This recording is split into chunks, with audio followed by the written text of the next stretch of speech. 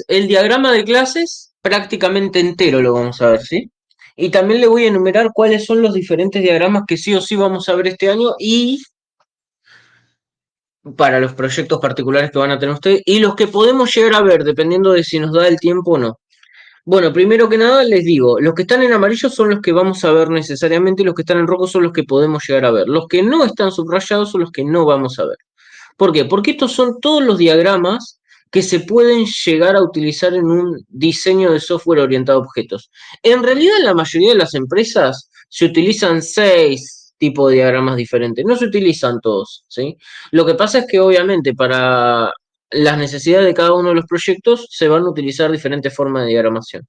Lo que todos los proyectos utilizan sí o sí, obviamente los orientados a objetos, son los diagramas de clase, los diagramas de flujo de datos,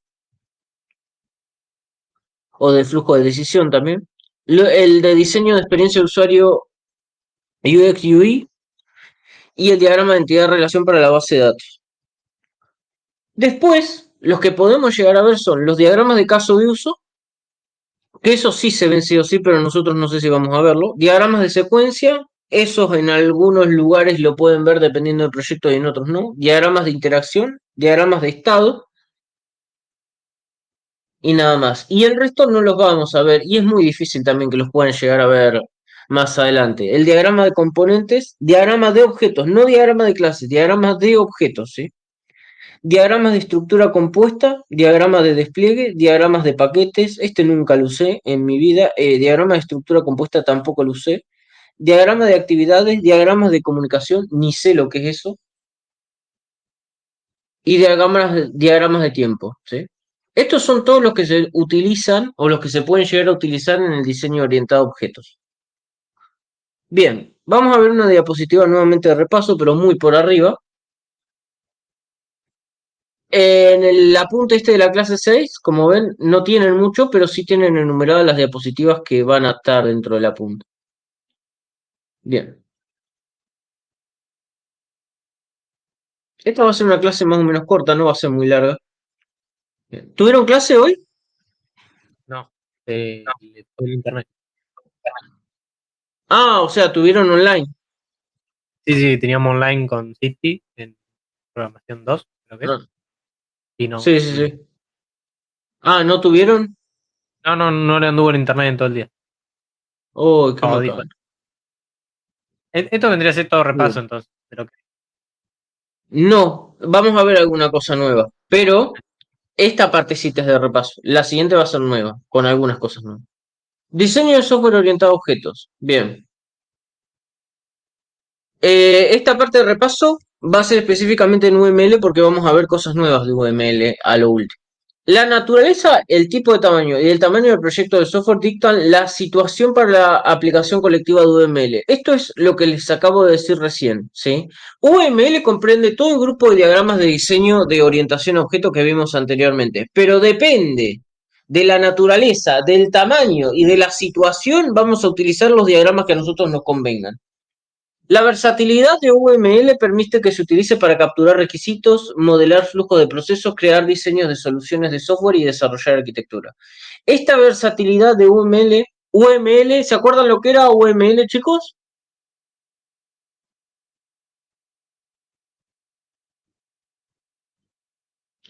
UML es Unified Modeling Language, ¿sí? Lenguaje de modelado unificado. La versatilidad de UML permite que se utilice para capturar requisitos, bueno, esto ya lo vimos. Esta versatilidad de UML también puede ser un desafío en la práctica. Es aconsejable comprender la situación del proyecto y luego aplicar cuidadosamente las técnicas relevantes para nuestro proyecto.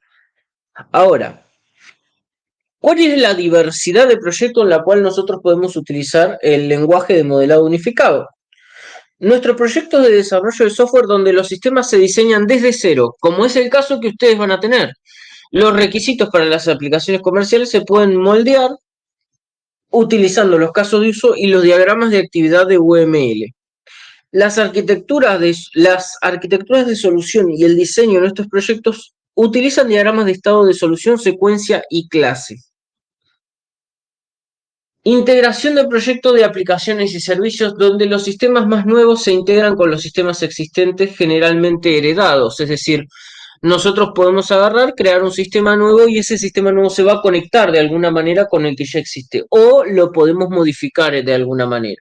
Las interfaces para dichos sistemas requieren un esfuerzo adicional de modelado, generalmente utilizando diagramas de clase y de secuencia. Diversidad de proyectos en lo que se puede aplicar UML. Paquete de proyectos de implementación, o sea, es otro tipo de diversidad. Paquetes de proyectos de implementación, por ejemplo, implementación de un sistema de gestión de relaciones con el cliente, es el famoso CRMS, o sistemas de planificación de recursos empresariales, ERP. Si alguna vez se dedican a desarrollar para empresas, seguro les va a tocar desarrollar alguna parte de un ERP. Estos proyectos utilizan técnicas de modelado para especificar el problema porque la solución ya la proporciona el paquete CRM. ¿Sí? Los diagramas arquitectónicos UML, por ejemplo, el componente de implementación, también son muy útiles para garantizar que la solución se ajuste a la arquitectura empresarial existente. Los diagramas de componentes o de implementación lo que hacen a nosotros es, no sé si lo vamos a ver, no creo, porque es muy completo, es muy complejo y no, digamos, no aborda lo que es clase y objeto como tal. Pero bueno, para que más o menos se den una idea, los diagramas de componente y de diseño y de implementación nos ayudan a nosotros a comprender cuáles son los componentes que se van a implementar digamos, correr el sistema y, digamos, cuáles son los requisitos que nosotros necesitamos para poder implementarlo. Dan digamos, muchas características del hardware. Proyecto de desarrollo de aplicaciones móviles, donde UML proporciona la base para crear guiones gráficos, relacionarlos con maquetas y permitir el modelado de algoritmos para análisis y procesamiento. Sin embargo, los aspectos de usabilidad de las interfaces móviles son atendidos solo de forma limitada por UML. Nosotros igual vamos a ver algo de experiencia de diseño de usuario. No, móvil no, porque ustedes van a hacer páginas web, plataformas web, pero también es aplicable al móvil, no hay mucha diferencia. Diagramas de clase. Los diagramas de clase pueden mostrar clases de nivel empresarial, así como clases técnicas derivadas del lenguaje de implementación. Por ejemplo, Python, Java o C++. Además de mostrar las clases, este tipo de diagramas muestran las relaciones que existen entre las clases. En este diagrama no se muestra ninguna dependencia ni ningún concepto de tiempo, ¿sí? No como en los diagramas de tiempo. Tampoco se especifican las acciones de cómo se relacionan las clases, por lo que es estático. Encapsulamiento, bueno, esto es importante. El encapsulamiento o encapsulación en programación es un concepto relacionado con la programación orientada a objetos y hace referencia al ocultamiento de los estados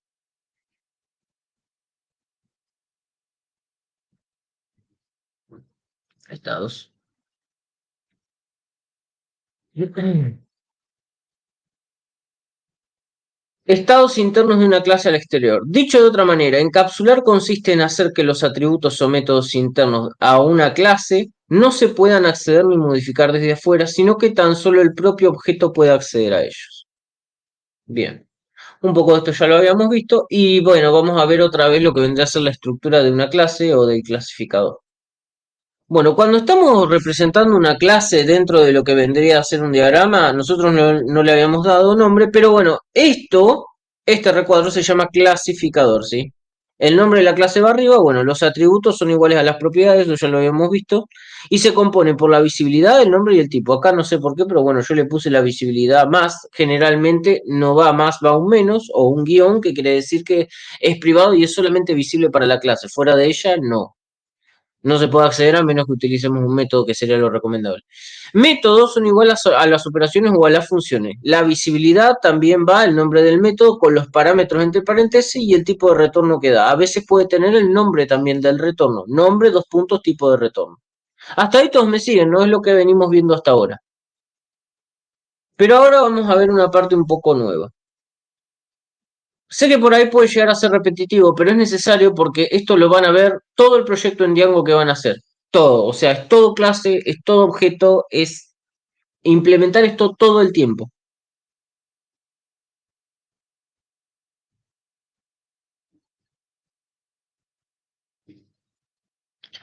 Bien, clase 6. Entonces, un objeto es una colección de datos con comportamientos asociados. Es una instancia de una clase. ¿Sí? ¿Cómo diferenciamos entre tipos de objetos? Voy a darles un ejemplo. Las manzanas y las naranjas son objetos, pero es un dicho común que no se pueden comparar. Las manzanas y las naranjas no se modelan muy a menudo en la programación de computadoras, pero supongamos que estamos haciendo una aplicación de inventario para una granja de fruta. Para facilitar el ejemplo, vamos a suponer que las manzanas van en barriles y las naranjas van en cestas. ¿Sí? Entonces ahí ya tenemos una relación, pero bueno, primero esto. Clase y objeto, es importante entender la diferencia entre un objeto y una clase, ya lo vimos. Las clases describen los objetos. Son como planos o, sí, o plantillas para crear un objeto. Es posible que tengan tres naranjas sentadas en la mesa frente a ustedes. Cada naranja es un objeto distinto, pero las tres tienen atributos y comportamientos asociados con una clase. La clase general de las naranjas, la relación entre las cuatro clases de objetos en nuestro sistema de inventario se puede describir utilizando un lenguaje de modelado unificado, invariablemente denominado como UML, porque las siglas de tres letras nunca pasan de moda. Diagrama de clases. Aquí está nuestro diagrama de primera clase. Bien. Esto lo saqué de un libro que se llama, si lo pueden ver, pues yo lo saqué de la versión más actualizada, está muy bueno, es Diseño de software orientado a objetos en Python, ¿sí? Esperen, que voy a buscarlo en Perlego, sí, pero creo que hay una versión que la pueden llegar a encontrar media pirateada por ahí.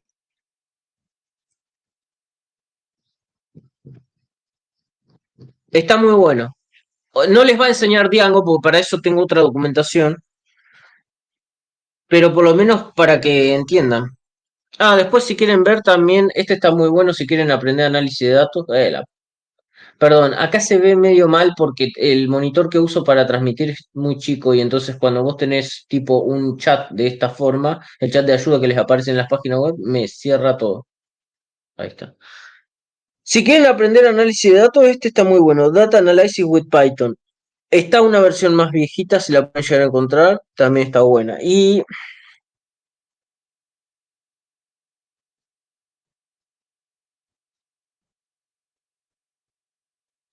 acá. Python Object Oriented Programming.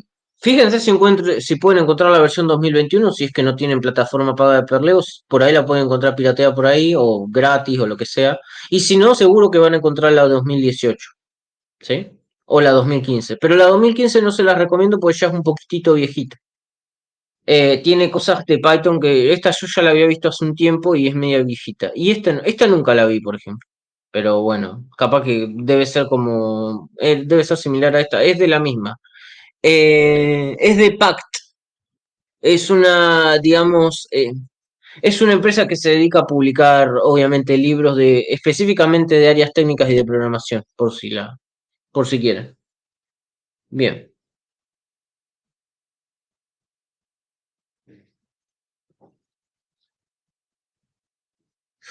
Es importante entender la diferencia entre, bueno, la clase describen, es posible cada naranja es un objeto, bien, ya está. Vamos a ver el diagrama. Por ahora no tenemos nada, no tenemos los atributos, no tenemos... Ah, mira, no sabía que esto podía... Mira qué interesante. Bien. Por ahora no tenemos nada. No tenemos los atributos, no tenemos los métodos de las clases, simplemente sabemos que las naranjas se juntan, o mejor dicho, se relacionan con las canastas y las manzanas se relacionan con los barriles. Pero ¿cómo es ese tipo de relación? UML es muy popular entre los gerentes, diseñadores y analistas y ocasionalmente menospreciado por los programadores, eso es verdad. La sintaxis de un diagrama UML es generalmente bastante obvia. También es bastante fácil de dibujar y bastante intuitivo. Después de todo, muchas personas al describir clases y sus relaciones naturalmente dibujarán cuadros con líneas entre ellos. Ahora bien, dependiendo de la estructura corporativa involucrada, esto es importante que lo sepan. Esto puede o no ser cierto. Sin embargo, cada equipo de programación formado por más de una persona ocasionalmente tendrá que sentarse y analizar los detalles del subsistema en el que está trabajando actualmente. UML es extremadamente útil en estas sesiones de lluvia de ideas para una comunicación rápida y fácil. Incluso aquellas organizaciones que se burlan o que menosprecian los diagramas de clases formales tienden a utilizar alguna versión informal de UML en sus reuniones de diseño o discusiones de equipo. Ahí eso es lo que dice por si no entienden. ¿Esto qué quiere decir? Que UML es flexible. Como ya les había dicho anteriormente, digamos, existen algunas convenciones que son digamos, comunes a todos. Las clases empiezan con mayúscula, los métodos colocan las paréntesis, todo lo que está dentro de los paréntesis de los métodos son los parámetros que se pasan, todo lo que está por fuera del paréntesis y está más a la derecha es el valor que devuelve el método, pero hay cosas que son flexibles. Por ejemplo, en algunas partes los métodos que no devuelven nada le colocan un void. Y en algunas otras partes o en algunas otras empresas no le colocan absolutamente nada. En algunas empresas a las clases le colocan el método constructor, digamos, en el diagrama de clase. Y en algunas otras empresas no le colocan el método constructor porque eso ya es como que se tiene por sabido que se tiene que crear el método constructor. Entonces, dependiendo de las necesidades y dependiendo de la flexibilidad o no que tenga la empresa, el diagrama de clase y todos los diagramas del lenguaje de modelado unificado, porque digamos esto, el diagrama de clase no es el UML, UML es el conjunto de los diagramas, pero todos los diagramas del lenguaje modelado unificado son flexibles, tienen cierta flexibilidad. UML cubre mucho más que diagramas de clase de objeto, bueno, lo que ya acabo de decir, también tiene una sintaxis para casos de uso, implementación, cambios de estado y actividades. Trataremos con algunas sintaxis de diagrama de clase común en esta discusión de diseño orientado a objetos, ¿sí? Hoy es diagrama de clase. Nuestro diagrama inicial, si bien es correcto, no nos recuerda que las manzanas van en barriles o cuántos barriles puede contener una sola manzana. ¿Por qué? Porque les recuerdo, no tiene la relación de 1 a n, en realidad de n a 1. Y acá tampoco.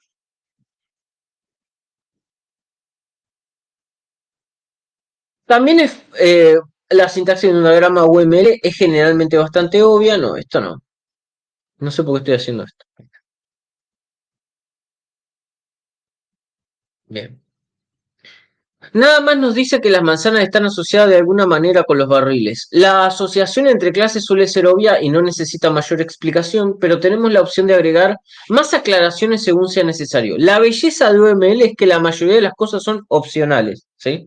Lo que sí o sí tienen que escribir siempre son los nombres de las clases y las relaciones. Después, todo el resto de las cosas son opcionales, ¿sí? Pero de todas maneras, obviamente que es altamente recomendable por lo menos colocar los atributos y los métodos que va a tener y las relaciones. Solo necesitamos especificar tanta información en un diagrama como tenga sentido para la situación actual. En una sesión de pizarra rápida podríamos dibujar rápidamente las líneas entre cuadras. En un documento formal podríamos entrar en más detalle. En el caso de las manzanas y los barriles podemos estar bastante seguros de que la asociación es muchas manzanas entran en un barril. Esta me encanta. Pero solo para asegurarnos de que nadie lo confunda con una manzana, con que una manzana estropee un barril, podemos mejorar el diagrama como se muestra. Y esta es la representación o la cardinalidad que se utiliza en el diagrama de clases, ¿sí? Naranjas, n naranjas se utiliza el asterisco. ¿Se acuerdan que cuando utilizábamos el diagrama de entidad de relación utilizábamos la notación n1 a n1 a 1 n a m? Bueno, acá para especificar n utilizamos el asterisco. Para especificar el tipo de relación colocamos un verbo y colocamos hacia dónde va la relación. Generalmente la clase hija, que es n, apunta hacia la clase padre, que es 1. Tenemos que colocar lo que vendría a ser como una flecha, y antes tenemos que anteponer lo que vendría a ser el verbo. N naranjas pueden entrar en una canasta. N manzanas pueden entrar en un barril. ¿Se entiende? Sí. Bien. ¿Alguien que necesite que lo explique de nuevo? ¿O están todos? Bien. Multiplicidad versus cardinalidad. Acá hay, digamos, como una guerra de lenguaje que siempre existió en el ámbito de la programación. Este diagrama nos dice que las navajas, Dios mío, que las naranjas van en canasta, con una pequeña flecha que muestra qué va en qué. También nos dice el número de ese objeto que se puede usar en la asociación en ambos lados de la relación. Una canasta puede contener muchos, representados por un asterisco, objetos naranjas. Cualquier naranja puede ir exactamente en una canasta. Este número se conoce como multiplicidad de objetos. También puede escucharlo descrito como cardinalidad. De hecho, nosotros lo describimos como cardinalidad en base de datos. Pero en realidad estos términos son ligeramente distintos. La cardinalidad se refiere al número real de elementos en el conjunto, mientras que la multiplicidad especifica qué tan pequeño o qué tan grande podría ser el conjunto. Esto, dicho en castellano, ¿qué querría decir? Cuando nosotros no sabemos cuántos elementos pueden entrar en uno, cuando decimos n, es multiplicidad. Cuando sabemos exactamente la cantidad de elementos que pueden entrar en uno, o la cantidad mínima o máxima, mejor dicho, de elementos que pueden entrar en uno, decimos que es multiplicidad. Por ejemplo, 11 jugadores, eso es cardinalidad, perdón. Cuando sabemos exactamente la cantidad de elementos que pueden entrar en uno, eso es cardinalidad. Cuando no sabemos es multiplicidad. Sabemos que 11 jugadores, en realidad 22 jugadores entran en un campo de juego, ¿sí? Cuando lo sabemos en análisis de datos, perdón, en análisis y diseño orientado a objetos es cardinalidad. Pero no sabemos, por ejemplo, cuántos hinchas pueden llegar a entrar en, digamos, en las gradas. N, ¿se entiende? N hinchas pueden entrar digamos, en las gradas del campo de juego, pero sabemos que 22 jugadores va a ser la cantidad máxima que pueden entrar en el campo de juego. Cuando lo sabemos, es cardinalidad. Cuando no lo sabemos, es multiplicidad. ¿Se entiende? Igual se usa indistintamente, pero es para que lo sepan si un día lo pueden llegar a encontrar en documentación, que es bastante común encontrar esta discrepancia. ¿Pero lo entendieron? ¿Entendieron la diferencia? ¿Quieren que lo explique de nuevo? Yo lo entendí. ¿Sí? Juan, Maxi, pues siempre me responde lo mismo. Una Chicos, pregunta. si alguien no entendió, me pueden mandar un mensaje privado, lo explico. ¿Maxi? Yo quería hacer una pregunta. Yo más ¿Sí? o menos Ah, genial. lo entendí. Ah, listo, no Por hay problema. ejemplo, en la cancha de fútbol, vos sabés cuántas personas pueden entrar. No necesariamente, no sabés cuántas pudieron Claro, pagar la como entrada. Vos sabés que necesariamente en el campo de juego 22 van a entrar, pero no sabés por, cuántos hinchas. Sabés cuál es la capacidad máxima que tiene la cancha, pero no sabés los hinchas que van a asistir. Ah, vos decís en el campo de juego, Juan. no, por ejemplo, no sé, la Bombonera tiene 40.000 asientos para las gradas. Sí. Eso no sería, o sea, vos sabés cuánto es el máximo que van a entrar. Sí, sabés cuál es el máximo, pero no sabés cuál es el máximo de entradas que están vendiendo y cuál es la cantidad máxima de personas que va a entrar en ese día en el juego. Pero si vos, por ejemplo, sabés cuál es la cantidad máxima que va a entrar de jugadores en el campo, eso lo tenés recontrasabido, son 22. Pero por más que vos tengas 40.000 entradas, vos no sabés si necesariamente vas a vender las 40.000 entradas, porque depende del partido. Pero vos sabés que en el campo de juego van a iniciar 22 jugadores. ¿Se entiende? Sí, sí. Bien, supongamos, entonces, vamos a diferenciar. Esperen que voy a agarrar y voy a ir acá. Vamos a ir a, vamos a crear así, de forma muy elemental, las, en el diagrama de relación de la entidad. Yo tengo la entidad, no, este no, UML. Bien. Yo tengo la entidad cancha de fútbol. Cancha de fútbol.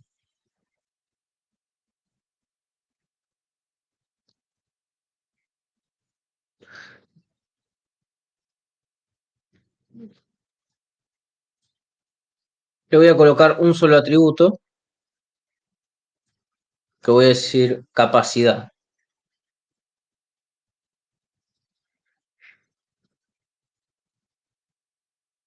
Es un entero. Y como dijo Juan, vos sabés que la capacidad máxima que tiene la cancha de Boca es 45.000 espectadores, ¿no?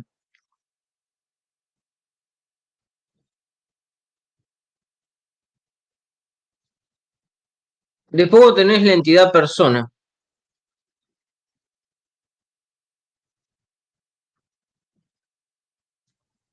Dentro, y después vos tenés la entidad jugador.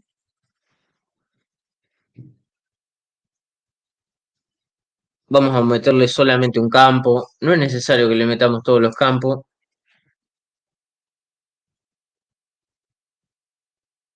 Equipo.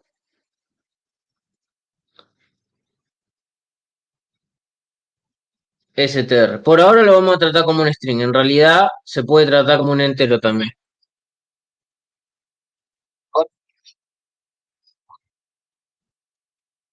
Sí, por ahora lo vamos a tratar como un string. Sí, ya sé lo que me querés decir, que querés relacionarlo. No.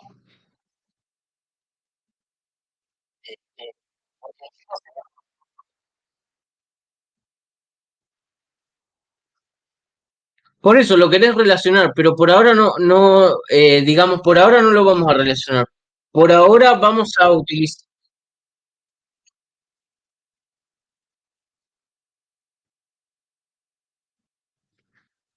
No, por ahora no, porque la relación que nosotros necesitamos establecer es la cantidad de personas o de espectadores que que entran en una cancha de fútbol. No necesitamos establecer ninguna, digamos, ninguna relación con el equipo. Por eso es que el equipo lo utilizo como un string. Yo podría colocar el equipo como un entero y digo que un jugador entra o que un equipo contiene n cantidad de jugadores. Pero en realidad yo lo que quiero establecer es es la diferencia entre lo que es cardinalidad y multiplicidad. Nada más que eso. Como el equipo particularmente a mí no me sirve.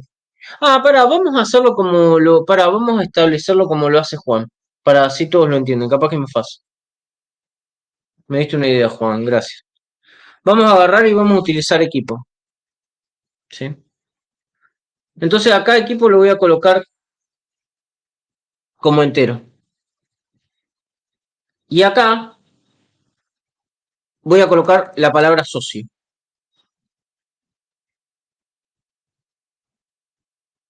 para que todos entiendan un poco mejor. Coloco menos, y acá voy a colocar equipo también. Y voy a decir, bueno. Entonces, bien, para la Copa Libertadores, por ejemplo, nosotros sabemos que la cantidad de jugadores que pueden estar registrados en la Copa Libertadores, creo que eran 27 chicos. ¿Cuántos jugadores se podían registrar en la Copa Libertadores? Alguien que sea futbolero.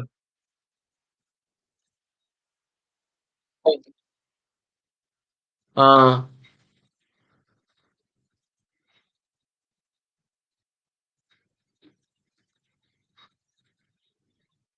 a ver.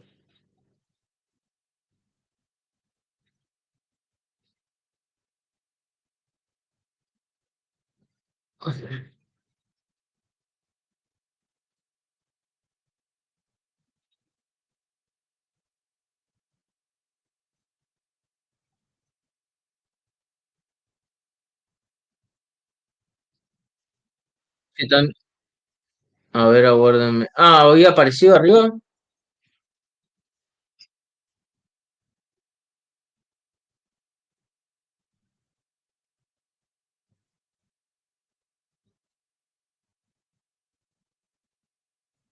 No. A ver, tiene que aparecer en la regla de Conmebol. Acá.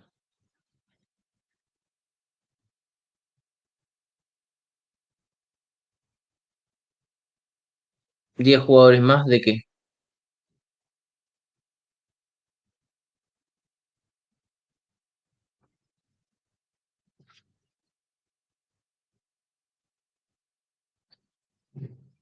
Me encanta la especificidad que tiene esto. Cualquiera.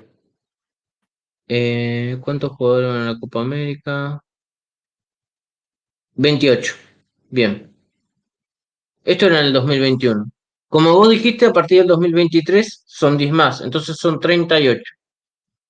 Bien. Entonces, entonces, bien.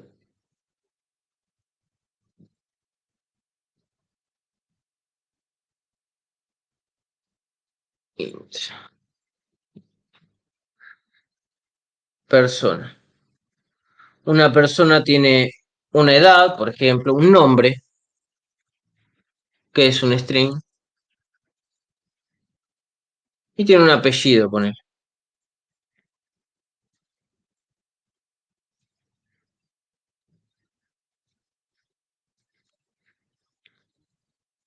Bien, perfecto. De esta forma lo vamos a hacer un poco más sencillo.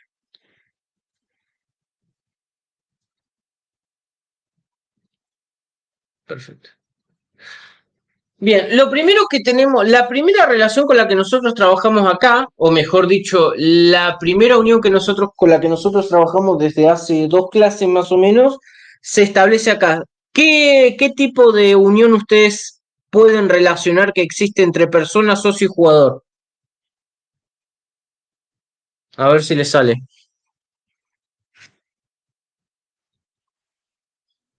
No, todavía no, equipo no. ¿Qué relación existe entre la persona y el socio y la persona y el jugador? Persona es padre de Persona ambos. es todo. Exactamente, persona es padre de ambos, exactamente. ¿Por qué? Porque socio y jugador, los dos son personas, entonces heredan los atributos de la persona. Los dos tienen un nombre, los dos tienen un apellido. Obviamente que le podemos agregar más atributos, pero para nuestro caso particular, para poder entender la lógica de esto, no sirve solamente esto. Le podemos agregar edad, fecha de nacimiento, lo que sea. Bien, entonces como ya sabemos que estos heredan, vamos a agarrar y vamos a utilizar la extensión. ¿Se entiende? Chicos, ¿todos están entendiendo cuál es la relación que existe entre socio y persona y jugador y persona?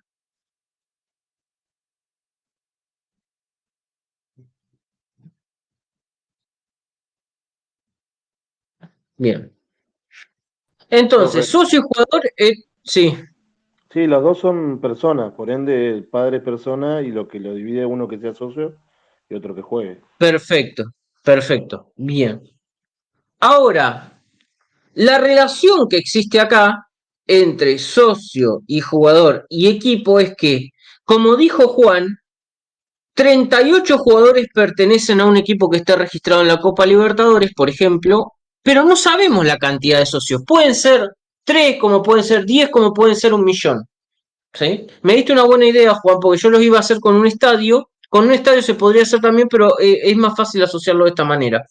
Entonces, lo que vamos a hacer es lo siguiente, vamos a realizar ese tipo de relación. ¿Cómo se realiza ese tipo de relación? ¿Y cómo hacemos para distinguir entre cuando hay una cardinalidad y una multiplicidad? Agregación y composición. Agregación. Bien. Nosotros decimos que un socio, ahí está, que un equipo, pero me cago, ahí está. Decimos que un equipo tiene n cantidad de socios. Bien. No me deja. Qué basura. Ahí está. Un equipo tiene n cantidad de socios. Lo que no sé es porque yo pensé que acá automáticamente me lo generaba. Se ve que no. Ah, acá está. Relación. Bien. Ah, pero este es de 0 a n.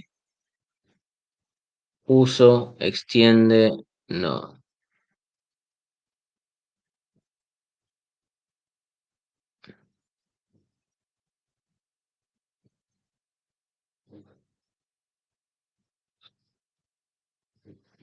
No. Bueno. Vamos a hacerlo con una línea normal todavía. Total, después lo hacemos con la línea que corresponde de agregación. Por ahora lo vamos a dejar con esto.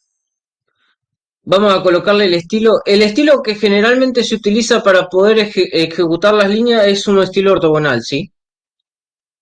Colocan acá. Ahí está. ¿Y cómo se hacen las relaciones?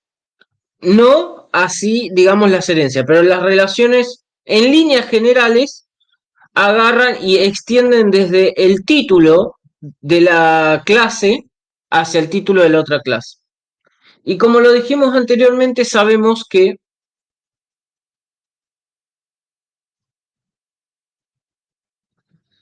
un equipo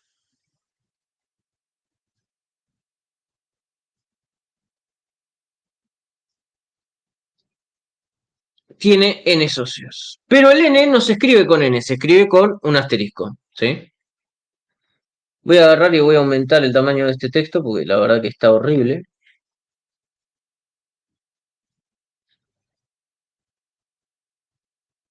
Ahí está. Bien. Y acá. Bien.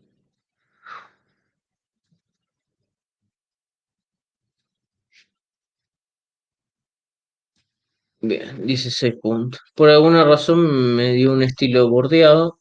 Le saco el borde. ¿No me lo saco? Bien. Bueno, no importa, jalo ahí. Lo odio profundamente. Bueno, ahí está. Bueno, lo dejo ahí. Un equipo. Y ahora tenemos que colocar la relación como tal, ¿sí? La otra forma de hacerlo es esta, para que quede recto, digamos. Voy a dejarlo así.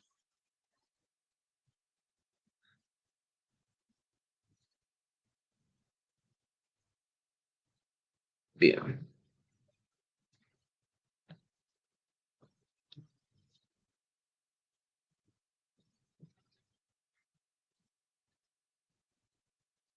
Tiene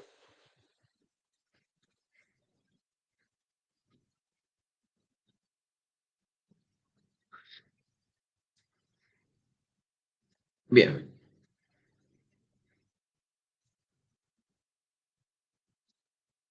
Ahí está. Y ahora tenemos que hacerle la línea que especifica para dónde va. Yo lo que quiero hacer es, porque el UML solía tener acá abajo.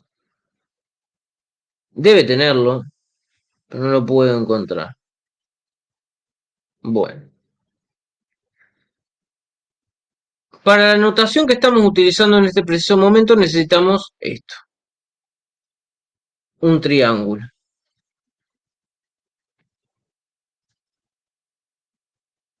Ahí está.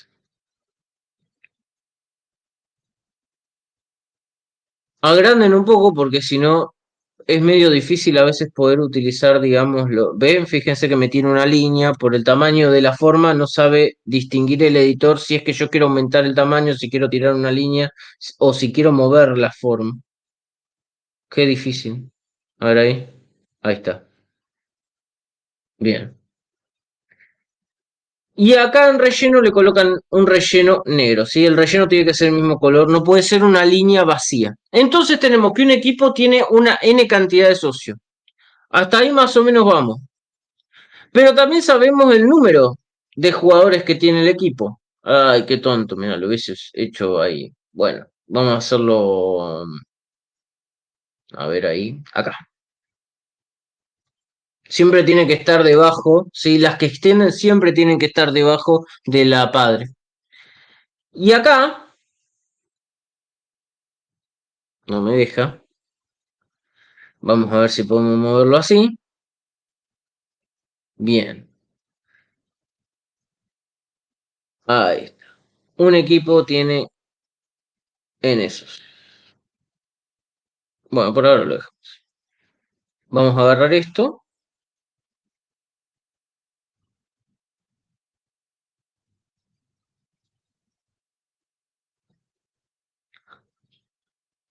No me deja. A ver.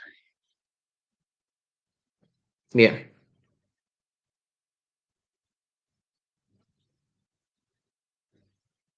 De la misma forma, decimos que un equipo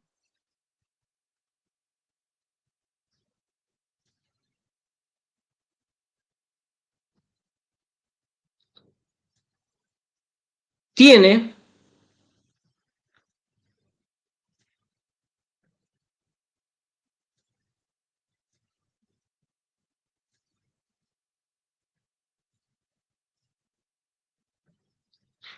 es desquiciante usar esto. Ahí va.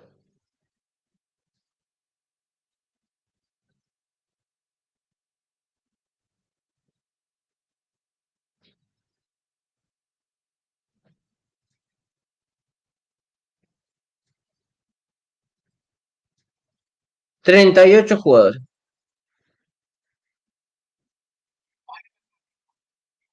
Bien. Nosotros decimos que la clase socio extiende de persona y que la clase jugador extiende de persona. Son dos clases hijas. ¿Eso lo entendés, Juan? Bien. Pero nosotros, digamos, la clase socio y jugador, ¿extienden de equipo? Eso es una pregunta que te quiero hacer a todos. ¿La clase socio y jugador extienden de equipo?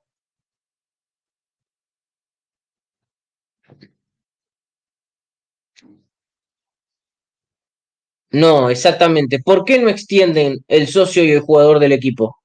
¿Qué se necesita para que una clase extienda de la otra? Atributos en común. Exactamente, necesitan heredar atributos y métodos en común. De la única clase que pueden heredar atributos en común es de la clase persona, porque un socio es una persona, tiene un nombre y un apellido, tiene una fecha de nacimiento, tiene pareja, lo que sea. Un jugador también puede tener un nombre, un apellido, una fecha y una pareja. El socio y el jugador tienen cosas en común con la persona. El equipo es una entidad que no es padre ni de socio ni de jugador. Además, el mismo diagrama te lo va diciendo porque siempre que vos tenés, digamos, esta línea es una extensión o es una herencia. Acá, este método que perdón, este método no, esta clase que nosotros tenemos nos está diciendo que existe una relación, ¿sí? Como vos lo dijiste antes, Juan. ¿Hasta ahí me vas entendiendo? Bien. Ahora, lo que yo quería saber era que ustedes entendieran la diferencia entre multiplicidad y cardinalidad para los que no lo entendieron. La diferencia específica que existe entre multiplicidad y cardinalidad es que la cardinalidad existe cuando nosotros sabemos, ¿sí?, cuántas entidades o mejor dicho, cuántos objetos de una clase entran en otro, ¿sí? ¿Cuántos? Cuando nosotros sabemos el número exacto de objetos máximos que pueden entrar en otros. Y digamos, la multiplicidad existe cuando no lo sabemos, cuando no sabemos la cantidad de objetos de una clase que pueden entrar en la cantidad de objetos de otra clase. Entonces, a partir de esa definición, ¿cuál es multiplicidad de acá y cuál es cardinalidad, chicos? Recuerden, voy a darles una para que la otra la saquen por deducción. O sea, una definición. Nosotros tenemos una cardinalidad cuando sabemos la cantidad de objetos de una clase que entran en la cantidad de objetos de otra clase. Nosotros sabemos que 38 jugadores entran en un equipo, ¿sí? 38 instancias de jugadores, 38 objetos jugadores entran en un objeto de equipo, ¿sí? Máximo en Copa Libertadores. Entonces, ¿eso es cardinalidad o multiplicidad?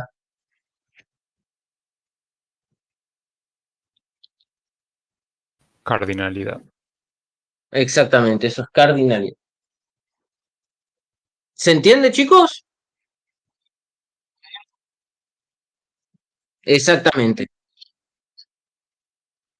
exactamente.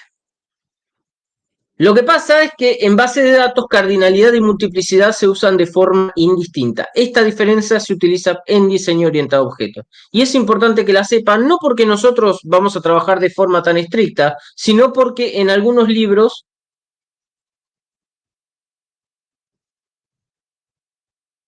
sí se ponen muy hinchapelotas con esto. Entonces, si en algún momento van a leer un libro de diseño orientado a objetos, es necesario que lo sepan. No está muy prolijo, pero bueno, eh, sirve para que entiendan. Voy a agarrar y le voy a colocar un color a esto. La línea de todo esto va a ser de color verde, ponele, para que se distinga bien. Enter. Y el texto también va a tener el mismo verde. Esperen que voy a agarrar y voy a copiar el código.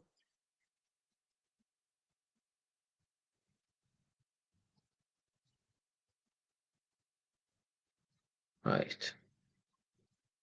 Iba a copiar el código hexadecimal, pero bueno, no importa. Texto. Color de la fuente. Ahí está. Ah, es un pu. No, este. Aplicar. Bien, eso es la multiplicidad. Y acá, en rojo, vamos a marcar la cardinalidad.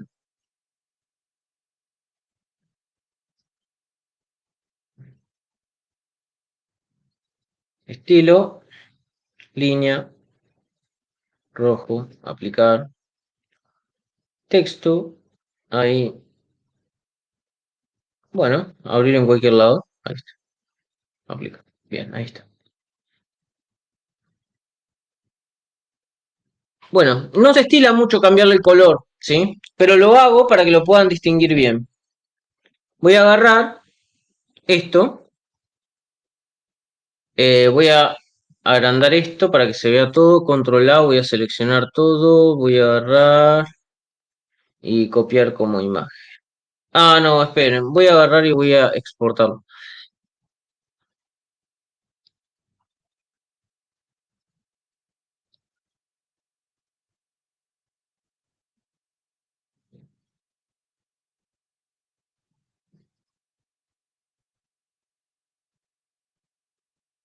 Bien, genial. Ahora sí. Agarran esto. Acá. Lo voy a colocar acá.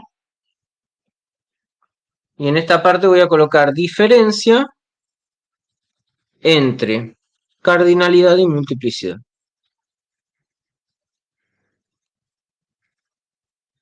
Después voy a hacer uno más lindo porque la verdad no me gusta que quede tan feo, pero por lo menos para que les quede por ahora.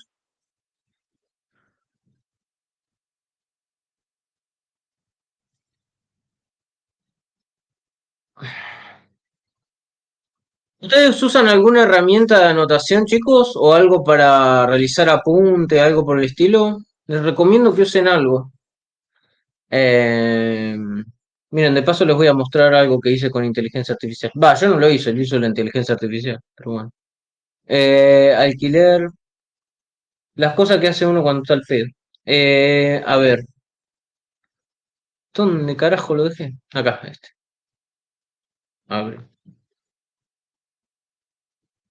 Bien. Miren, Lionel Messi, científico computacional de los años 70. Mira, decime si no es re parecido. Le dije una inteligencia artificial, se lo juro, ¿eh? Dibujame a Lionel Messi, científico computacional de los años 70, y ahí está.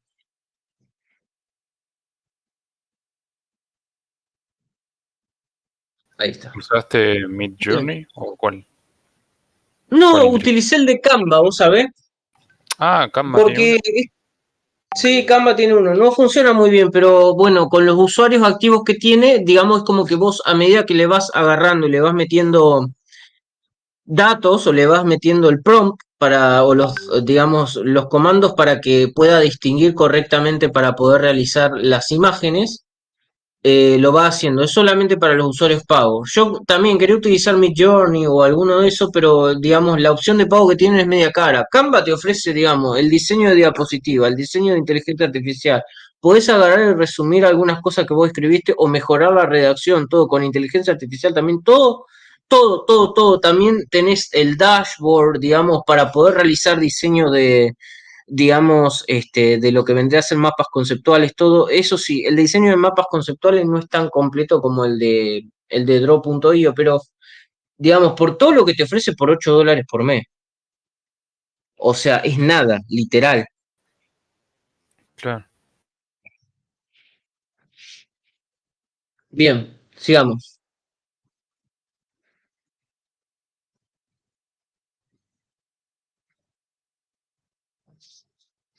También tiene para hacer notas, pero sigo prefiriendo Evernote. Evernote me gusta mucho el nivel de organización que tiene. Aparte es simple de usar. Después voy a ver, uso Notion también, pero Notion lo uso para cosas más complejas. Atributos y métodos. Comportamientos. Bien, esto ya lo vimos, pero está bueno que lo sigamos viendo. Comencemos con los datos. Los datos representan las características individuales de un determinado objeto, ya lo sabemos que dentro de las clases se llaman atributos. Una clase puede definir conjuntos específicos de características que comparten todos los objetos de esa clase. Cualquier objeto específico puede tener diferentes valores de datos para las características dadas. Por ejemplo, las 3 naranjas de nuestra mesa, no sé si se acuerdan, pero estábamos con lo que vendría a ser mesas y canastas, ¿sí?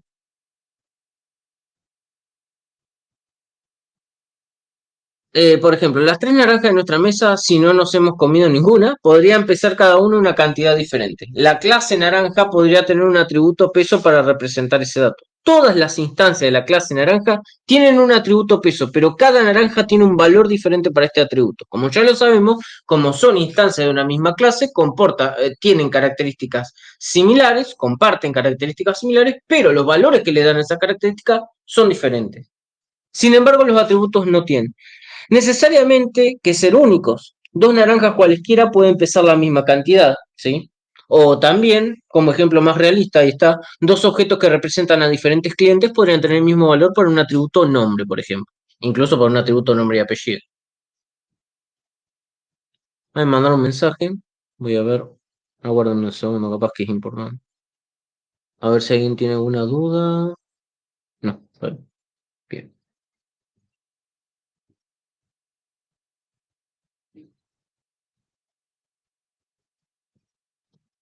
En nuestra aplicación de inventario de frutas, el fruticultor puede querer saber de qué huerto proviene la naranja, cuándo fue recolectada y cuánto pesa. Es posible que también deseen realizar un seguimiento de dónde se almacena cada cesta. Las manzanas pueden tener un atributo de color y los barriles pueden venir en diferentes tamaños. Algunas de estas propiedades también pueden pertenecer a varias clases. Es posible que también necesitemos saber cuándo se recogen las manzanas. Entonces, cuando nosotros necesitamos saber cuándo se recoge o cuándo se puede realizar una determinada acción sobre una clase, ¿eso qué es, chicos? Porque es necesario que lo sepan distinguir.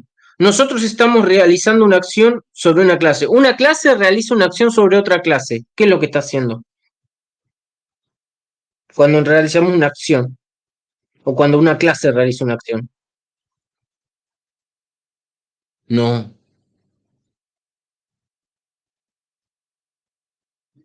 Realiza una acción.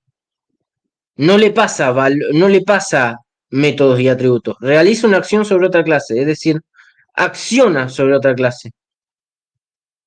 ¿Cómo especificamos las acciones? Las acciones son funcionalidades, chicos. Entonces,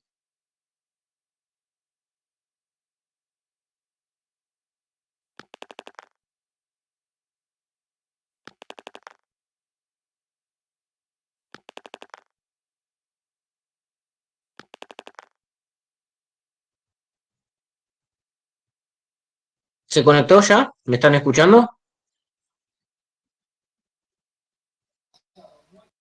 Sí, sí. Sí, buenísimo.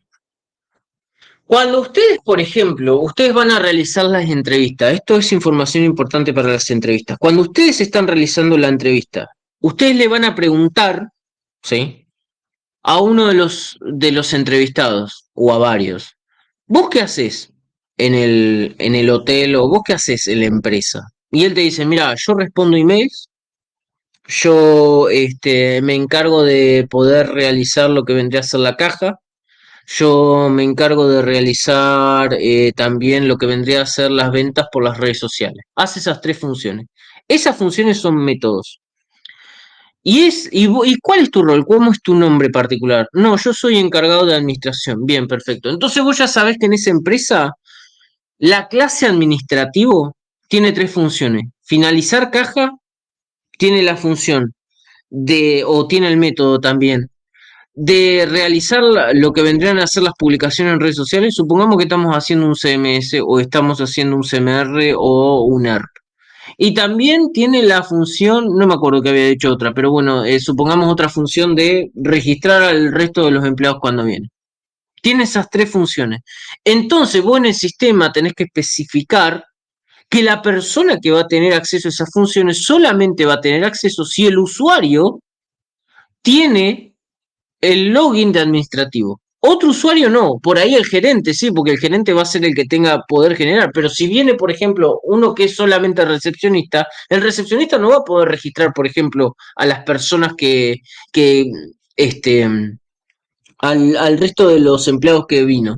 Solamente el administrativo y el gerente en todo caso.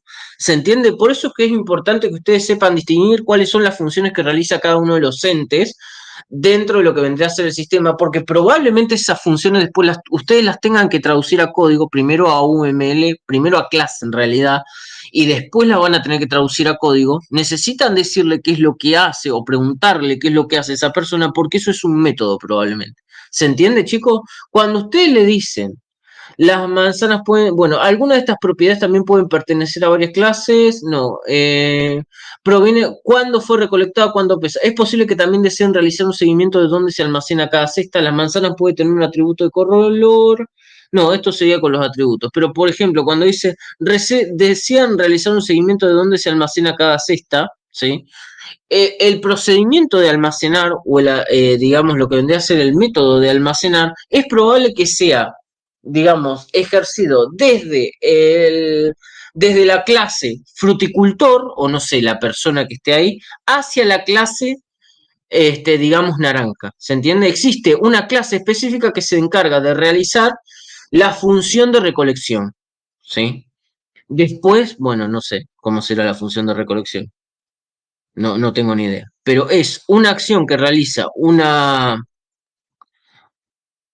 clase o digamos un objeto de una clase sobre un objeto de otra clase.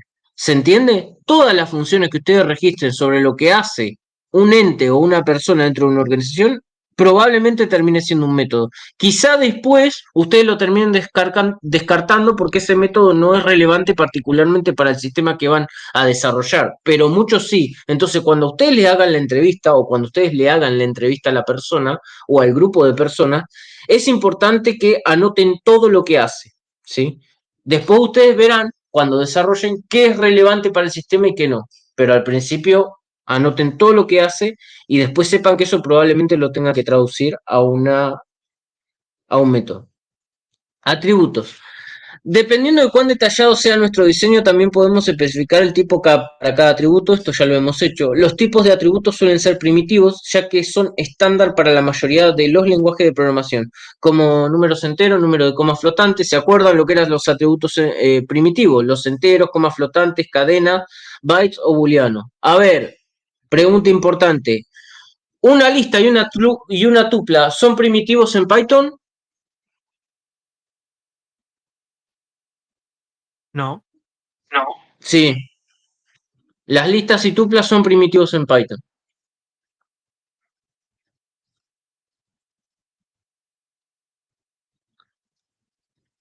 Ahora me parece que no. Pero sí son primitivos. Entero, flotante, booleano, cadenas o string. Los tipos de variables. Ah, mira, me cagó. A ver.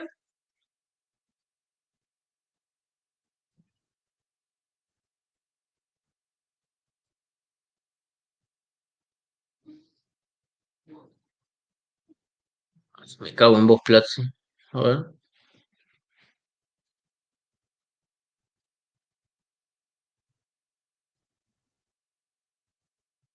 Números. Bueno, cadenas, obviamente. Booleanos. Tipo de datos primitivos compuestos. Ahí está. Listas, tuplas. Diccionarios también. Y creo que también. No, mira, no parece. Yo hubiese apostado que había otro tipo de dato primitivo que eran los conjuntos, pero no. Bien.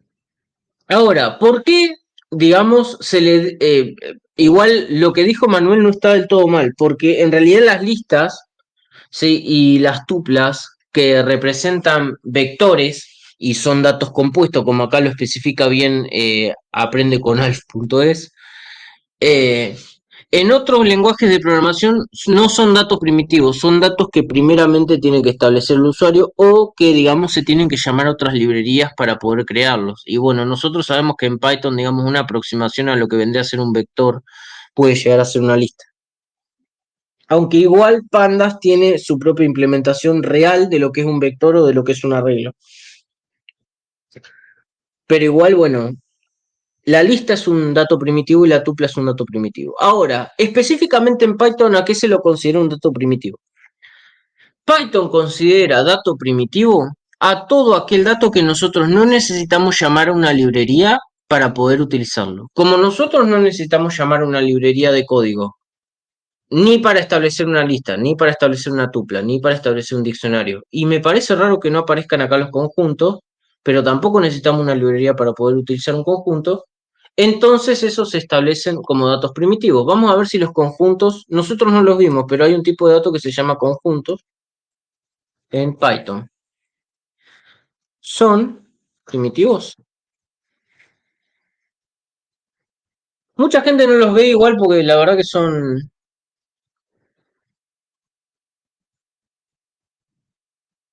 tipos de datos. Tipos primitivos en Python.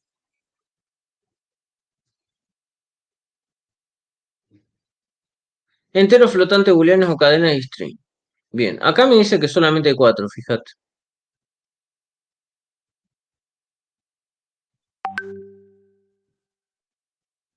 Bueno, vaya a saber por qué no me aparece. Después fíjense, o si están buscando, si tienen tiempo, fíjense si los conjuntos se consideran primitivos en Python. Me parece raro, conjuntos en Python, que no me aparezcan acá. Pero también es cierto que quizás no aparecen porque mucha gente lo omiten. De hecho, yo cuando doy introducción a la programación lo omito. Es una colección ordenada de objetos únicos. Python provee este tipo de datos por defecto. ¿Ves? Está por defecto, al igual que otras colecciones. Por eso me Sí, parece los raro que conjuntos no lo... también son primitivos. Ah, son primitivos, gracias, Manuel. Bien. Sí. Muchas veces no aparecen en los manuales de programación el tema de los conjuntos o los sets, básicamente porque son re inútiles los conjuntos. O sea, no es de malo, pero la verdad es que yo jamás en mi vida, cuando he programado, necesité alguna vez establecer un conjunto para algo. O sea, son lo más inútiles que hay. Onda, vos agarrás y los conjuntos son desordenados. Por ejemplo, si vos agarrás y querés establecer un orden específico, vos agarrás y establecer un conjunto con un 7, un 8, un 9 y un 10, capaz que te aparece el 10 en la tercera posición, el 8 en la cuarta. No, nunca entendí cuál es la utilidad de los conjuntos. Debe tener alguna utilidad para alguna función matemática en específico. Yo jamás la pude utilizar para nada. Nunca encontré un caso práctico real donde se puedan llegar a utilizar, que vos digas, esto es útil para algo. Capaz que por eso muchos libros y mucha documentación lo omiten. Pero bueno. Yo de hecho lo omito cuando, que no está bien igual de todo, pero yo lo omito cuando lo doy en intro a la programación. Creo que a ustedes no se los di. Eh, gracias. Ahí me pasó documentación, Manuel. Buenísimo. Genial. Y ahí está. Se pueden utilizar, se pueden crear usando llaves y paréntesis o la función set. Bien. Ahora, más allá de los tipos de datos primitivos en los cuales nosotros podemos utilizar los atributos, también se pueden representar estructuras de datos como listas o árboles o gráficos. Cuando habla de listas, no habla de las listas como tal en Python, hablan de lo que vendrían a ser listas simples, lista doble enlazada, que no lo llegamos a ver el año pasado. Vamos a ver si este año podemos ver algo. Árboles o gráficos, o más notablemente otras clases. Yo pensé que este año, en segundo año, lo iban a ver. No sé. ¿Van a ver estructuras de datos este año en segundo de programación, chicos? Sí. ¿O van a ver proyecto relacionado con base de datos, Node.js y JavaScript? ¿Les dijo ¿Qué algo, día? profe? Vamos a usar JavaScript, pero no sé. Listo. Bueno, si no llegan a ver, si ponele, pasan, bueno, cuando termine el primer cuatrimestre les voy a preguntar si vieron lista doblemente enlazada, árboles de decisión y todo eso, y si no lo vieron se los doy por arriba, aunque sea. Esta es un área donde la etapa de diseño puede superponerse con la etapa de programación, es decir, que van de forma paralela. Los diversos datos primitivos o objetos disponibles en el lenguaje de programación pueden ser diferentes en otro. Esto es lo que estábamos viendo recién. Por ejemplo, las listas en Java son secundarias, no son tipo de dato primitivo. Los diccionarios son como los mapas en Java. Los mapas en Java no son tipos de datos primitivos. En nuestro ejemplo de cultivo de fruta hasta ahora, nuestros atributos son todos primitivos básicos. Sin embargo, hay algunos atributos implícitos que podemos hacer explícitos, las asociaciones. Para una naranja dada, podríamos tener un atributo que se refiere a la canasta que contiene esa naranja. Atributos. En nuestra aplicación de inventario de frutas, el fruticultor puede querer saber de qué huerto proviene la naranja, cuándo fue recolectada y cuánto pesa, ¿sí? Es posible que también deseen realizar un seguimiento de dónde se almacena cada cesta. Las manzanas pueden tener un atributo de color y los barriles pueden venir en diferentes tamaños. Algunas de estas propiedades también pueden pertenecer a varias clases. Es posible que también queramos saber cuándo se recogen las manzanas. Esto creo que ya lo había visto. Bien, acá estamos. Entonces, acá tenemos el siguiente tipo de relación. N cantidad de naranjas entran en un canasto. ¿Por qué? Porque dependiendo del tamaño que tengan las naranjas, van a poder entrar más o van a poder entrar menos. No sabemos la cantidad exacta. Podemos llegar a hacer un estimativo, pero nunca vamos a saber la cantidad exacta. Entonces decimos que son N, ¿sí? Y acá, bueno, el resto de los atributos que ya sabemos. El peso, la huerta, la fecha de cosecha. Y acá, fíjense que como lo establece previamente la teoría, no estamos haciendo una instancia de un tipo de dato primitivo, ¿sí? Acá estamos llamando, o este dato, ¿sí? Está llamando una instancia de lo que vendría a ser la clase canasto, ¿sí? Y acá el canasto está llamando una lista de instancias que se van a generar de las naranjas, ¿sí?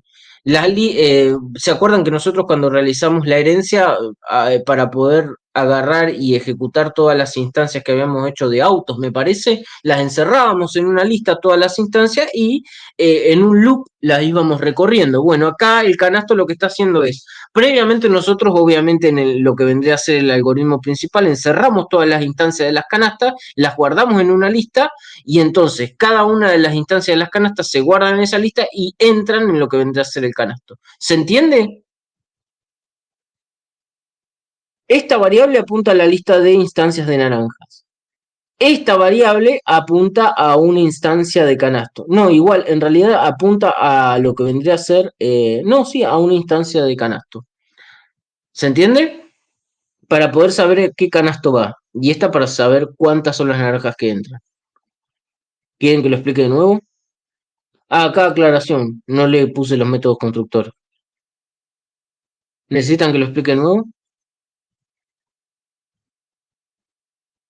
Yo por mí no. Bueno, si alguien necesita y no se anima, me puede mandar un mensaje privado. Bien. Métodos, comportamientos o asociaciones. Ahora que sabemos qué son los datos, el último término indefinido es comportamientos. Los comportamientos son acciones que pueden ocurrir en un objeto, ya lo vimos, los comportamientos que se pueden realizar en una clase específica de objeto se denominan métodos. A nivel de programación, los métodos son como funciones de la programación estructurada, que ya lo vimos, pero mágicamente tienen acceso a todos los datos asociados a este objeto. Al igual que las funciones, los métodos también pueden aceptar parámetros y también devuelven valores. Los parámetros de un método se le proporcionan como una lista de objetos que deben pasarse a ese método. Los parámetros de un método se le proporcionan como una lista de objetos que deben pasarse a ese método. Claro, se le proporcionan a partir de la lista del objeto. Está perfecto. Las instancias de objetos reales que se pasan a un método durante una invocación específica generalmente se denominan argumentos, ¿sí? Nosotros agarramos, como ya lo vimos, les voy a explicar esto en español, agarramos como ya lo vimos anteriormente, teníamos la clase, cada objeto que creábamos era una instancia, y se acuerdan que a esas instancias nosotros le podemos agarrar y pasar argumentos. Esos argumentos pasan a los métodos que se encuentran dentro de la clase para que se puedan realizar operaciones como lo hemos visto en Python. Estos objetos son utilizados por el método para realizar cualquier comportamiento o tarea que se pretenda realizar. Los valores devueltos son los resultados de esa tarea si es que devuelve valor. Bueno, hemos ampliado nuestro ejemplo de comparación de manzanas y naranjas en una aplicación de inventario básica. Una acción que se puede asociar con las naranjas es la acción de recoger. Si piensa en la implementación elegir, tendría que hacer dos cosas. Colocar la naranja en una cesta actualizando el atributo cesta de la naranja y agregar la naranja a una lista naranja, a la lista naranja, en la cesta dada. Entonces, necesitamos un método seleccionar que tiene que saber con qué canasta está trabajando. Hacemos esto dándole al método de selección un parámetro canasta, dado que nuestro producto de fruta también dado que nuestro productor de frutas también vende jugo, podemos agregar un método exprimir a la clase naranja. Cuando se llama, el método de exprimir podría devolver la cantidad de jugo recuperado. Eso sería, si devuelve la cantidad de jugo recuperado, ¿qué tipo de dato devuelve el método exprimir?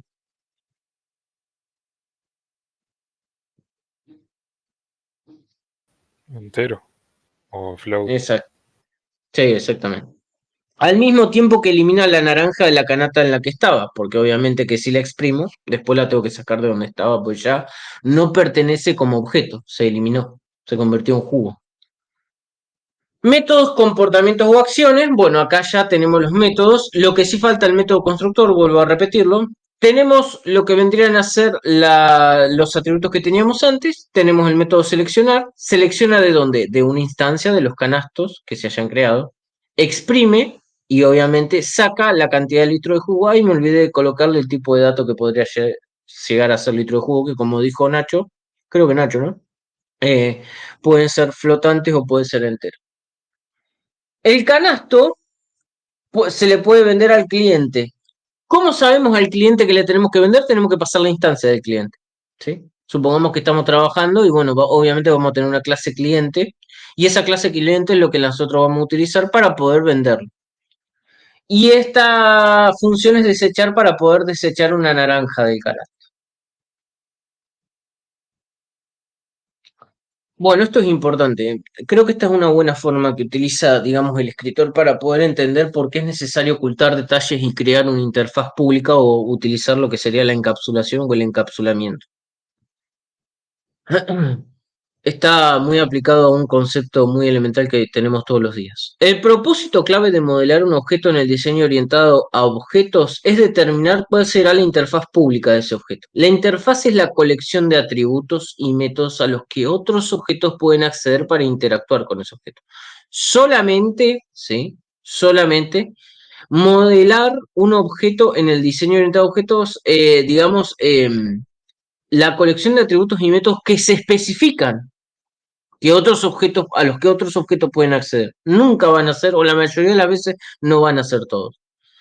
No necesitan y a menudo no se les permite acceder al funcionamiento interno de un objeto. ¿Sí? Otro objeto no puede acceder al funcionamiento interno de otro.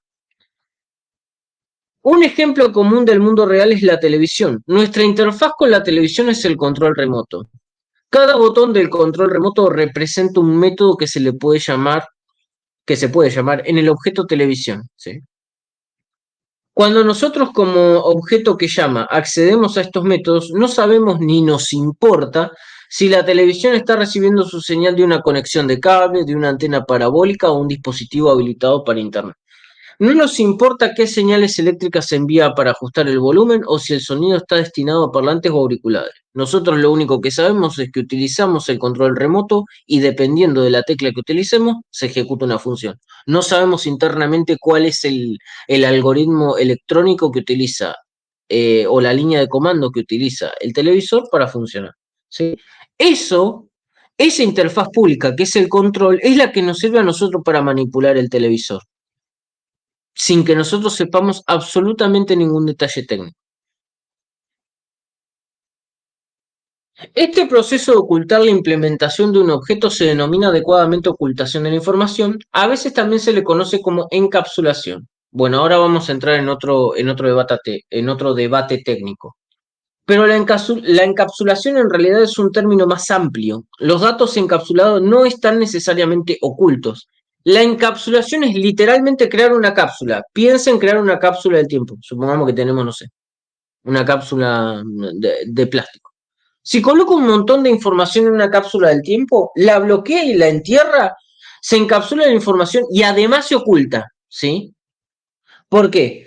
Porque la estamos bloqueando y la estamos enterrando, nadie la puede ver. Por otro lado, si la cápsula del tiempo no ha sido enterrada y está desbloqueada o hecha de plástico transparente, los elementos dentro de ella están encapsulados todavía, pero como es transparente y no está enterrada, la información no se oculta, ¿Se entiende la diferencia? Nosotros podemos encapsular algo, pero no necesariamente ocultarlo en algunos lenguajes de programación. En Python particularmente, el término encapsulamiento y el término ocultamiento de la información es casi algo homogéneo, porque cuando nosotros encapsulamos en Python, generalmente, no en todos los lenguajes de programación, pero en Python en específico, sí estamos ocultando información. La distinción entre encapsulación y ocultación de información es en gran medida irrelevante, especialmente a nivel diseño. Muchas referencias prácticas usan estos términos indistintamente. Como programadores en Python en realidad no tenemos, bueno, ni necesitamos ocultar información verdadera. Vamos a discutir estas cuestiones más adelante. Por lo que la definición más amplia de encapsulación es adecuada. La interfaz pública, sin embargo, es muy importante. Ocultar detalle, bueno, debe diseñarse cuidadosamente ya que es difícil cambiarlo en el futuro. Cambiar la interfaz romperá cualquier objeto de cliente que esté accediendo a ella. Podemos cambiar los elementos internos todo lo que queramos, por ejemplo, para hacerlo más eficiente o para acceder a los datos a través de la red, así como localmente. Y los objetos del cliente aún podrán comunicarse con ellos sin modificaciones, utilizando la interfaz pública. Por otro lado, si alteramos la interfaz cambiando los nombres de los atributos de acceso público o el orden de los tipos de los argumentos de un método que pueda aceptar, todas las clases de cliente también tendrán que ser modificadas. Cuando diseñe interfaces públicas, manténgalo simple. Diseñe la interfaz de un objeto basándose en lo fácil que es de usar y no en lo difícil que es de codificar. Yo entiendo que por ahí a veces es un quilombo, pero lo importante es que el usuario lo pueda utilizar fácilmente. Este consejo también se aplica a las interfaces de usuario y más adelante cuando veamos UX y UI vamos a ver un poco de eso. Abstracción. Recuerde que los objetos del programa pueden representar objetos reales, pero eso no los convierte en objetos reales, son modelos, ¿sí? Uno de los mayores dones del modelaje es la capacidad de ignorar detalles irrelevantes. Esta frase es algo que dijo el creador del libro, que no me acuerdo cómo se llama. El modelo de automóvil que construí cuando era niño parecía un Thunderbird real de 1956 por fuera, pero obviamente no funcionaba. Cuando era demasiado joven para conducir, estos detalles eran demasiado complejos y relevantes. El modelo es una abstracción de un concepto real. ¿Qué quiere decir? Una abstracción es, vos agarrás, digamos, las cuestiones que son relevantes para vos y las pasás a un modelaje. Pero no tiene todas las bondades que tiene que tener el objeto real, ¿sí? Por ejemplo, bueno, ya vimos el tema de los planos. En los planos vos estableces cuáles son las medidas, estableces un modelo, digamos, podés colocar el grosor de las paredes, podés colocar, sabés que la casa va a tener un material, por ejemplo, pero no sabés de qué material va a estar compuesto. Entonces, incluso si vos creás el plano en escala real, no va a tener los mismos componentes que la casa real y no va a tener las mismas bondades, ¿sí? Y hay otras cuestiones. Fíjense, acá estamos, por ejemplo, en la interfaz casa.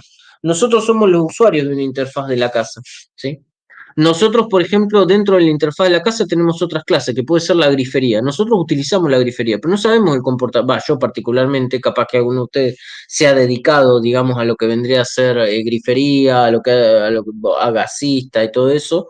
Yo no lo entiendo, no me interesa entenderlo, sé utilizarlo. ¿Se entiende? ¿Qué es lo importante? El grifo es mi interfaz de usuario. Yo no entiendo el comportamiento interno. Simplemente se me creó una interfaz para que yo, que soy un tonto que no entiende nada, lo pueda utilizar. La abstracción es otro término orientado a objetos relacionados con la encapsulación y la ocultación de la información. Abstracción significa tratar con el nivel de detalle que es más apropiado para una tarea determinada. Significa tratar con el nivel de detalle que es más apropiado para una tarea determinada, ¿sí? Es decir, que tenemos que saber identificar hasta qué nivel de detalle nosotros queremos llegar. Es el proceso de extraer una interfaz pública, ¿sí?, de los detalles internos. El conductor de un automóvil necesita interactuar con la dirección, el acelerador y los frenos. El funcionamiento del motor, el tren de transmisión y el subsistema de freno no le importan al conductor. Un mecánico, por otro lado, trabaja en un nivel diferente de abstracción, afinando el motor y purgando los frenos, ¿sí?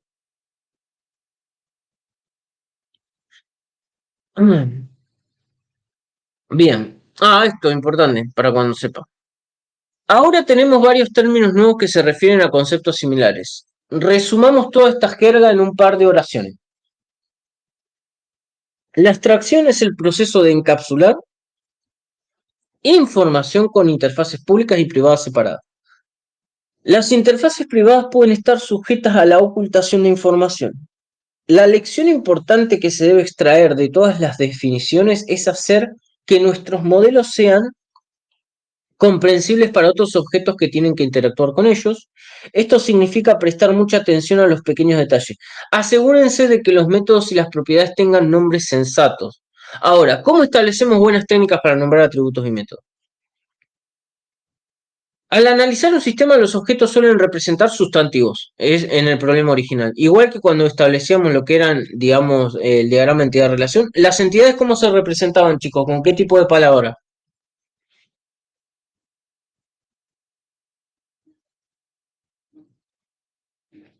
Chan, chan. Sustantivos. Exactamente. ¿Y las relaciones?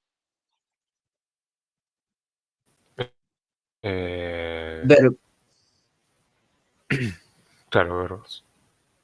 Verbos, exactamente. ¿Y los atributos qué podían ser? Adjetivos. Sí, y también sustantivos. O también. Claro, exacto. Bien. Mientras que los métodos normalmente son verbos, ¿sí? Acá los métodos también son verbos, no solamente las relaciones. Lo que pasa es que los métodos son los que establecen las relaciones, ¿sí? Los atributos pueden aparecer como adjetivos o más sustantivos, justo lo que estábamos diciendo. Nombre sus clases, atributos y métodos en consecuencias. Al diseñar la interfaz, imaginen que ustedes son el objeto y que tienen una preferencia muy fuerte por la privacidad. No permitan que otros objetos tengan acceso a sus datos a menos que sientan que es lo mejor para ustedes que ellos los tengan. No les proporcionen una interfaz para obligarlo a realizar una tarea específica a menos que estén seguros de que desean que puedan hacerlo por ustedes. Esto cuando empecemos a programar con Django lo vamos a ver en detalle y vamos a ver cómo hacerlo. Bueno, ¿qué hora es? Bueno, hasta acá lo vamos a dejar por hoy, chicos. 1 hora y media más o menos tuvimos. Bien, hasta acá lo vamos a dejar por ahora. Después vamos a ver lo que es composición y agregación, ¿sí? Por ahora lo que quería, más que nada, era que ustedes entendieran cómo establecer. Es muy similar al diagrama entidad-relación. Yo sé que ustedes dirán, bueno, es muy similar. Sí, es verdad, es muy similar al diagrama entidad-relación de 1 a n, pero era importante que supieran esta pequeña diferencia, ¿sí? Y cómo, digamos, nombrar las entidades, las relaciones, los métodos, que ya más o menos tenían una idea, pero bueno, no está de más refrescarlo. También que entendieran la diferencia entre multiplicidad y cardinalidad, que además de eso entendieran que a veces nosotros no siempre vamos a colocar de 1 a n, que cuando sabemos la cantidad de objetos máximos que pueden llegar a entrar dentro de un objeto, se tiene que especificar esa cantidad. No le tenés que poner arriba multiplicidad o cardinalidad. Yo lo puse para que ustedes, digamos, pudieran entenderlo. Y que la relación no se establece, digamos, como el diagrama de entidad-relación que tenía como un tridente acá, sino que colocan el 1, colocan el asterisco, en el medio colocan el verbo y va como un pequeño triángulo. Y hay otro tipo de relación que nosotros podemos establecer, que lo vamos a ver más adelante en la siguiente clase, que es, digamos, la forma más compleja, que es la composición y la agregación. Ahí le voy a dejar la diapositiva, si ustedes quieren seguir desde la diapositiva 28, que es donde está composición y agregación, lo pueden hacer por su cuenta, y si no, igual también lo vamos a ver a partir del jueves, y ya el jueves voy a hacer un diagrama de entidad-relación completo, va a ser bastante potente, así que a medida que ustedes vayan teniendo dudas cuando yo lo voy haciendo, me las van planteando, ¿sí? Alguna cosa seguramente capaz que se me va a ir porque vos al diagrama en general lo vas modificando a medida que vas codificando para que vayan los dos de la mano, tanto la codificación como la diagramación y la documentación también. Y eso les va a pasar a ustedes también en el proceso de desarrollo, no se preocupen por eso.